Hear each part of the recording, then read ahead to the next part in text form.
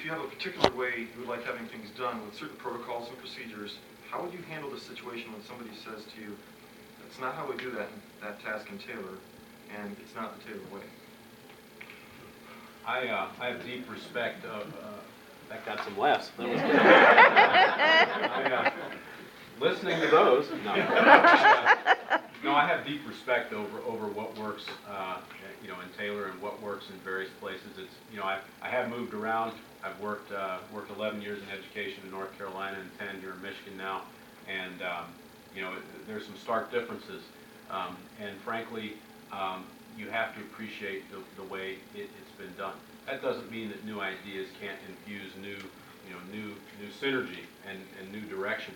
But you can't run roughshod over past history, past practice, and frankly, the local flavor and history of the town and the community and the school district. So those things would be extremely important for me to embrace, and without them, I'm not going to get a lot done.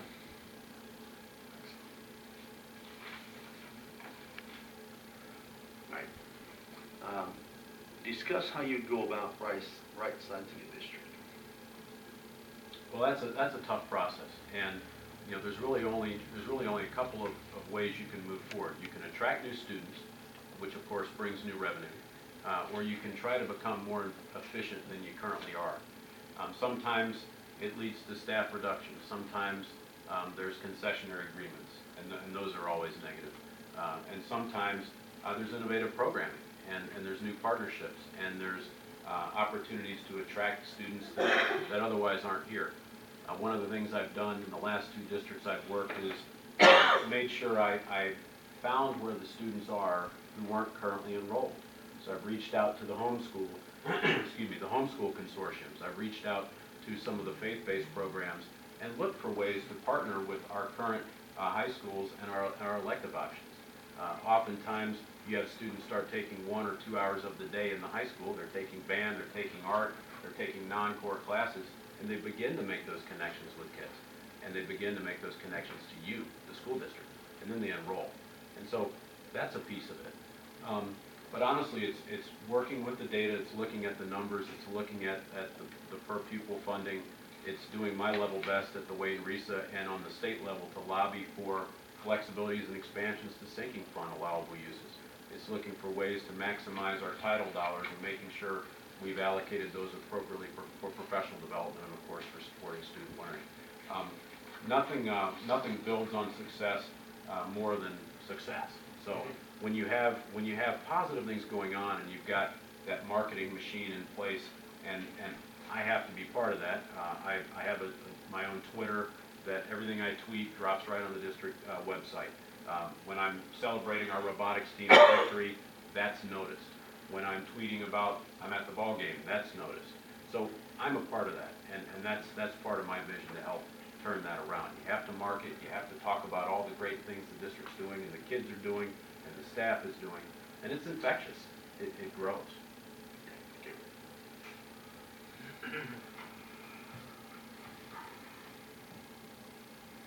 Do you have a specific way of improving achievement scores you have done in your past as a district leader? One of the things I really believe in is starting with a firm base and really making sure the earliest learners have a program that helps them have a strong foundation coming into kindergarten. We've recently expanded our early childhood program in the district I'm in. We're working on a 0 to 3 program. And one thing we've done is make sure we have alignment, whether it's Head Start or GSRP or our own in-house funded model, that we're using the same assessments. We're using the same PQA scores. We're working with class and gold and various curricular pieces so that regardless of what room each child is in, they're having the same robust learning opportunities so that we maximize the number of 5-year-olds coming into kindergarten who are reading and who have numeracy awareness and have those basic foundational skills so they're able to really hit the ground running without needing a lot of that remedial help. And if you really build a strong foundation at the bottom, then it just begins to grow from there, and the K-12 program hits the ground running rather than having to provide a lot of remedial support for a sizable percentage of the kids coming in. So that's one of the key things you do. Secondly, you look at, do you have a solid mathematics curriculum in your elementary.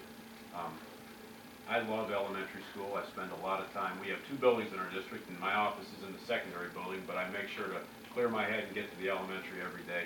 And I love seeing the light bulb go on. Elementary teachers are phenomenal because they have to be experts at everything. But one thing I've noticed is very few elementary teachers are math majors. Matter of fact, I've yet to meet one. However, they can all be phenomenal foundational math teachers with the right programming and the right professional development. And we really have an opportunity there with an appropriate math scaffolded program to really build for the future in the elementary. And then on up, it's about appropriate professional development at the middle and the high school level to make sure you provide and challenge students. Make sure you have a robust honors program and robust AP programs in your co-curriculars and your extracurriculars after school. What do you think is the biggest challenge for our district, and how would you approach it? Well, from my research, definitely it's going to be stabilizing that fund balance and putting a plug in the enrollment decline and finding ways to stabilize that enrollment number and attract new students. From my research, you have a foundation and a group of staff here that are hardworking, that really care about kids. I've looked thoroughly at the website of each school and at the district website. I see tons of great things there. I see opportunities to build on each of those, and with some more targeted marketing and some real emphasis on celebrating the successes here, I think that's, there's a real opportunity for not only stopping that enrollment decline, but really building towards the future. I think that's a critical priority.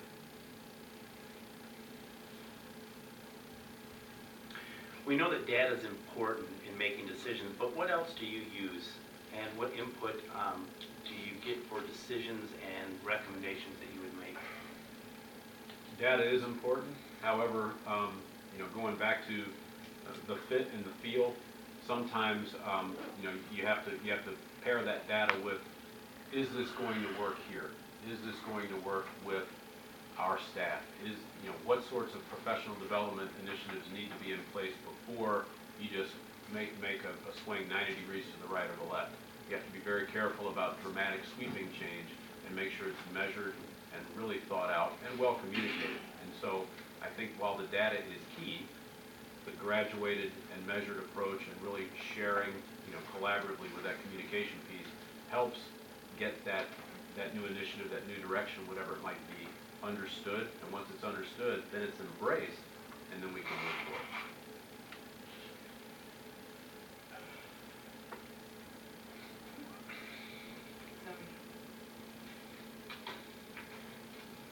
And I think you've already answered this with your presentation, but maybe you have something else to add. As superintendent, you will need to learn a lot in a quick amount of time in the job. Where would you start, and what do you think where you would start first? Well, I think I would start, of course, like I said, without being too redundant, I would definitely have a complete and comprehensive facility tour. I would want to make sure I understood, the entire challenges of the physical plant, each school, working with facilities director Uranus and making sure I took my time to have that understanding. Then, of course, it's meeting and getting to understand the staff at all levels, central office, the building level, all the way down to the custodial staff, our support staff, our bus drivers, just having that sense of understanding. I'd have my cot in my office, of course, so I could put in those crazy long days, but that would be my I guess my priority approach there is just to start with that tour and then make those connections and understand each of those individuals I needed to communicate with to build and grow. There's a shower back there also. Oh, good. Thank you. Doesn't work, we have one now. Put that on the fix-it list. There we go. So, what question have we not asked that we should have, and what's your response? Wow. That's a great one. When can I start?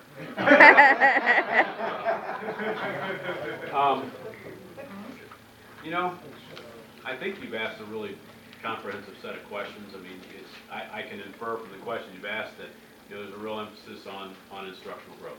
There's a real emphasis on caring about kids and building that common sense of kind of connection with our staff and our students and our community.